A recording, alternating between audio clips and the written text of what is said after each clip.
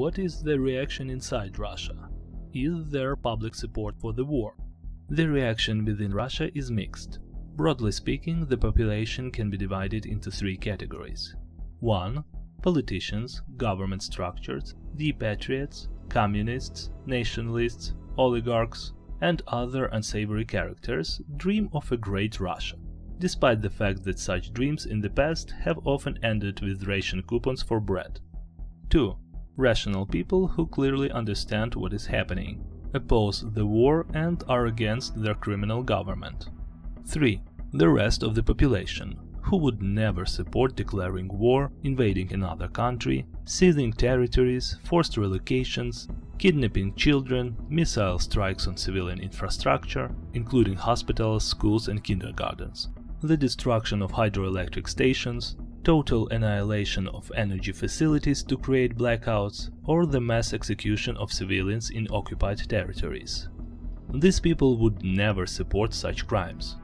However, they do support their president, who they believe is saving Russia from the treacherous West.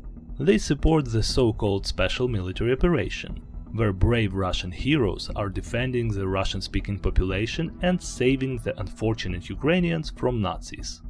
When confronted by their relatives or friends from Ukraine with evidence that Russians are bombing cities and killing people, they confidently respond that the Russian army would never attack civilians, claiming instead that it is the Ukrainians killing their own. Russia, they say, is carrying out a liberation operation. You can always expect similar responses. For example, if you tell such a person that at least 40 different types of missiles, not to mention drones, have hit the Dnipro hydroelectric plant since the invasion, they will simply respond that it's fake news. And if the dam were ever breached, they would still claim it was the Ukrainians themselves who did it. Are they retarded?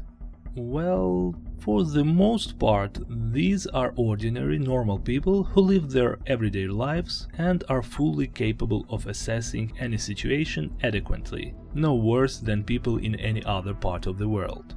But when it comes to the war in Ukraine, reality starts to get distorted. There is a rather simple, logical explanation for this phenomenon. Yep, it's that same plague again. We'll dive deeper into the curse of communism another time, but for now we need to highlight one of its aspects – propaganda. For example, what did Soviet history textbooks teach?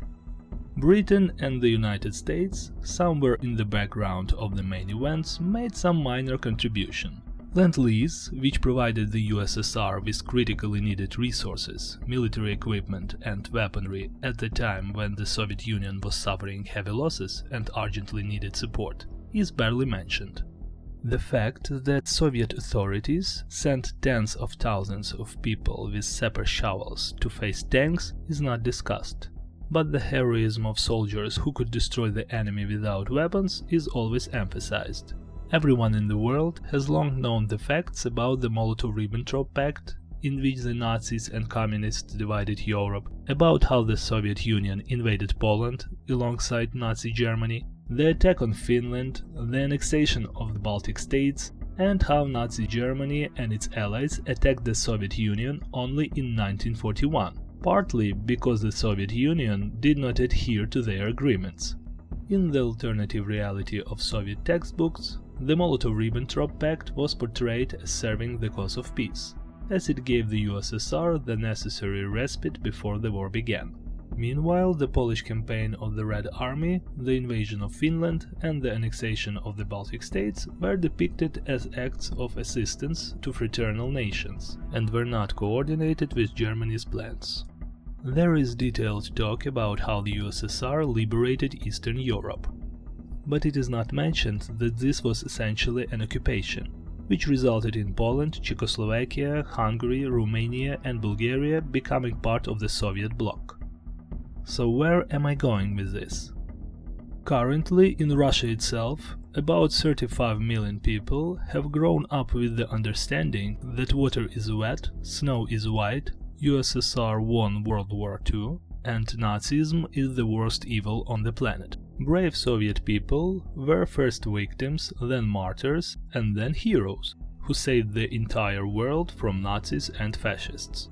When you tell them that now the racists are the worst evil on the planet, it's like saying the water is dry and snow is green. Yes, the Soviet Union collapsed more than 30 years ago. Yes, several generations of people since then should have learned history better. Absolutely. In many post-Soviet countries that broke free from Moscow, history textbooks have started to teach actual history. In Russia, they have not. If in the 1990s there were mentions of condemnation of the Great Terror, the Gulag and the repressions, in more modern textbooks, Stalin is once again a hero.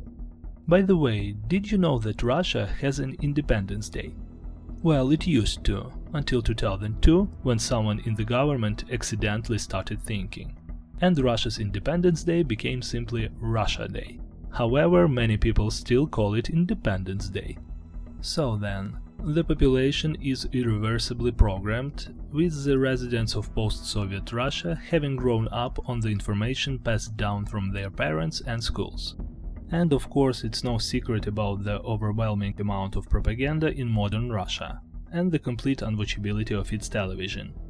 Thanks to a certain percentage of people who manage to travel abroad and escape that informational bubble, and most importantly thanks to the magical thing called the internet, there is still that previously mentioned category of people in Russia who understand everything perfectly. But so what? There were people in Germany who opposed Nazism too. And those in Russia who oppose racism have even fewer chances to do anything about it. Let's start with the fact that they are in the minority and are no longer able to truly influence anything. In Russia, the authoritarian regime has long been shifting towards totalitarianism. The legal system is in a pathetic state, and the laws are inadequate. Any public expression against the war, including posts on social media or videos on YouTube, TikTok and so on, can lead to imprisonment for discrediting the Russian army. The country has somewhere between 900,000 and a million police officers. Only India and China have more. But notice the population difference. And that's not all. There are also Russian National Guard, the FSB, and these are by no means all the security forces in the country. So, no other country in the world has as much police. It must be really safe there, right? But of course. Before the war, in 2021, Russia was the leader in murder rates among European countries, though it's strange to consider Russia part of Europe even geographically. Given the level of crime and corruption, it would be more accurate to classify Russian law enforcement as a criminal organization, because they cause more harm than good. Even the internet in Russia is being restricted in every possible way. There are actions aimed at slowing down YouTube to make it impossible to watch comfortably. They would love to block it entirely, but they are afraid that doing so would also affect other Google services. As expected, users start looking for alternatives, which of course are domestic platforms like RootTube and VK Videos, both fully controlled by the government. The smarter Russians try to use VPNs. For those unaware, these are apps and services that allow you to bypass blockages and stay anonymous. Since Russia is blocking everything that doesn't contain propaganda, without VPNs, their internet is steadily turning into Cheburnet, a purely internal, fully controlled network. The Russian authorities are slowly moving towards this. Not out of caution, of course, but due to their technological backwardness. That is why it's happening gradually and almost unnoticed. So the options for reasonable Russians to fight against the criminal government are reduced to financially supporting anti-Putin informational resources and or supporting Russian volunteer battalions within the Ukrainian armed forces, whose mission is to overthrow the Putin regime. Russians can assist these guys not only financially. Any other actions are simply meaningless.